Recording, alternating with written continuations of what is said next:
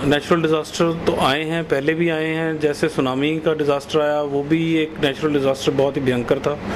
इसके बाद अब ये आया है, तो इसको मैं ज़्यादा ये कहूँगा कि नेचुरल डिज़ास्टर काफ़ी बुरा था। काफ़ी सारे लोगों की जान गई, जिसकी हमारे को बहुत तकलीफ़ है कि इतने लोग की मृत्यु हो गई, कितने लोग बेघर हो गए, कई बच्चे लापता हो गए। हमारे को बहुत इस चीज़ की तकलीफ़ है। सेकंड, इसमें गवर्नमेंट, मैं कहता हूँ कि गवर्नमेंट शायद तैयार नहीं थी इतने बड़े डिज़ास्टर के लिए। अदरवाइज़ गवर्नमेंट चाहकर गलत नहीं कुछ कर रही, वो अपने पूरी एफर्ट कर रही है सबको बचाने के लिए। जो लोग बच गए हैं उनको अपने घर पहुँचाने के लिए, उनको उस जगह से निकालने के लिए। और वहाँ पर रास्ते ही सारे बंद हो गए हैं, उसमें गवर्नमेंट कितना कुछ कर सकती है, ज़्यादा से ज़्यादा हेलीकॉप्टर सेवा ले सकती है।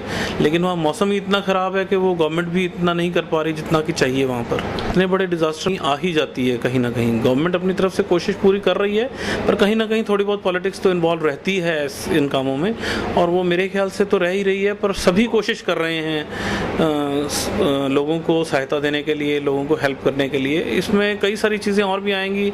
कई सारे लोग पैसे फालतू इकट्ठे करेंगे जो कि उन तक नहीं पहुंच पाएंगे। कई सारे पॉलिटिशियंस भी शायद ऐसा कर रहे हों, और ज़्यादा से ज़्यादा लोग इसी तरफ सोच रहे हैं कि सबकी हेल्प की जाए। मैम, घोषित नहीं कर पा रही है, जबकि बहुत सारी संस्थाएं, बहुत सारी अपोजिशन पार्टीज़ जो कांग्रेस के विरोध में बैठी है, उनका मानना है कि इसे राष्ट्रीय आपदा घोषित किया जाए। अगर, मैं नाम नहीं लेना चाहता, अगर इसे राष्ट्रीय आपदा नहीं घोषित कर रहे हैं तो फिर प्रधानमंत्री राहत कोष में लोगों से पैसे क्यों मांगे जा रहे हैं? क्या हम इतने गरीब हैं?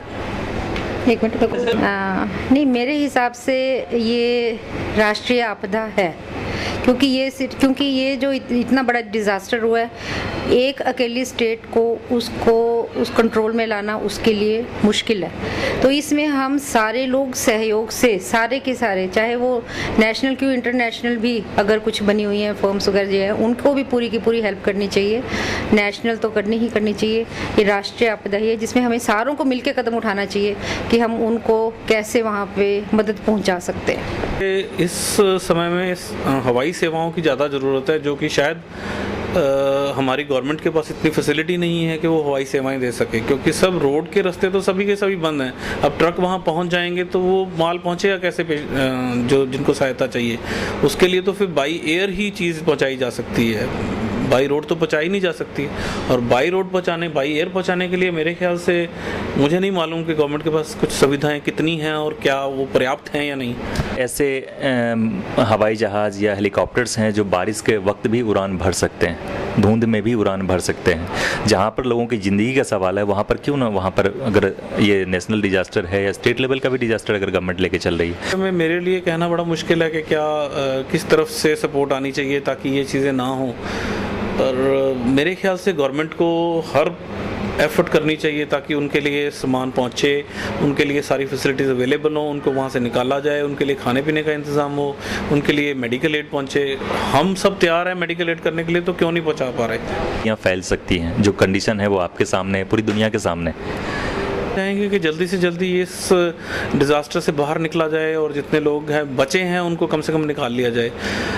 अपनी तरफ से बीमारियां तो कई तरह की फैल सकती हैं। कॉलरा हो सकता है वहाँ पे, डिप्थीरिया, मलेरिया फैल सकता है, कई सारी ऐसी स्किन की डिजीज़ फैल सकती हैं जो कि वाटर बॉर्न डिजीज़ हैं। कई सारे वर्म्स आ सकते हैं जो कि अंदर इंजेस्ट हो जाएं, लोगों के अंदर चले जाएं, तो वो वर्म्स की डिजीज़ क्रिएट कर सकते हैं। बीमारियाँ तो कई फैल सकती हैं जो कि वाटर बॉर्न डिजीज़ हैं।